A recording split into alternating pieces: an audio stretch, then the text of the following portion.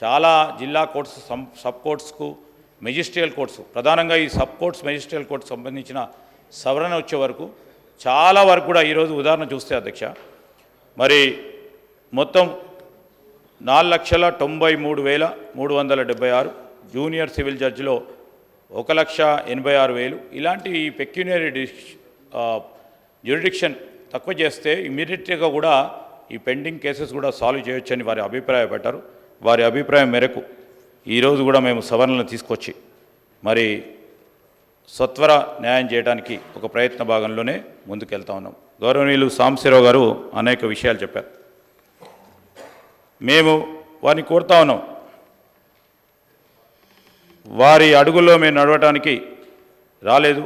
మార్పు కోరుకున్న ప్రజలకు సంబంధించి మార్పు తీసుకొచ్చే ప్రయత్నంలో మీరు కూడా చూస్తూ ఉన్నారు. పోలీస్ వ్యవస్థలో ఒక మానవతా దృక్పథంతో ఈరోజు ప్రతి ఒక్కరికి న్యాయం చేసే ప్రయత్నం చేసే భాగంలోనే ముందుకు నడుస్తాం. మీరు చెప్పిన అన్ని అంశాలను కూడా ఏదైతే సివిల్ రైట్స్కి సంబంధించి అదేవిధంగా పోలీసులు సంబంధించి కొన్ని ప్రాంతాల్లో వారి అధికారాలను ఉపయోగించుకొని ఇబ్బంది పెడతా ఉన్నారని చెప్పడం జరిగింది. తప్పకుండా దీని విషయంలో ఆలోచన చేస్తాం. తగు విధమైన ఏం సార్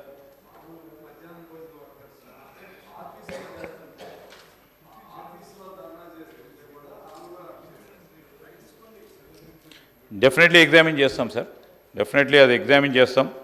ముందు మరి ఈరోజు న్యాయపరంగా పోరాటం చేసే వారిని ఎక్కడికి కూడా ఇబ్బంది పడకుండా, ఎందుకంటే మేము కూడా 10 సంవత్సరాలు ఏదైనా ధర్నా చేద్దాం, లేకుంటే మేము ప్రభుత్వ పరంగా ఉన్న పాలసీ విధానాలపై ప్రజల తరఫున గొంతు విప్పుదామంటే రాత్రి అరెస్ట్ చేసేవారు అధ్యక్ష. ఆ విధమైన సంఘటనలు ఇంకా జరగాలని కోరుకోలేం. కానీ స్పష్టంగా అరాచకం క్రియేట్ చేద్దామంటే తప్పకుండా చట్టపరంగా చర్యలు తీసుకోవాలి. అరాచకం క్రియేట్ చేసే వారిపై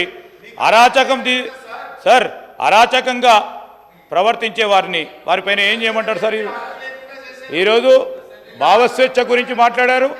భావస్వేచ్ఛ ఇచ్చే ప్రయత్నంలో ఎక్కడ కూడా వెనుకబడం. అరాచకం క్రియేట్ చేస్తామంటే ఎట్లా అధ్యక్ష? లా అండ్ ఆర్డర్ ఉంటుందా? అసలు లా అండ్ ఆర్డర్ ఉంటుంది ఎక్కడన్నా? లా అండ్ ఆర్డర్కు సంబంధించి ఈరోజు దాన్ని మెయింటైన్ చేయడానికి లా అండ్ ఆర్డరు భంగం కలిగించే వారు ఎవరున్నా ఆ భంగం కలిగించే ప్రయత్నం చేసినా తప్పకుండా కఠిన చర్యలు తీసుకోవటం జరుగుతుంది. స్పష్టతతో పోతా ఉన్నాం.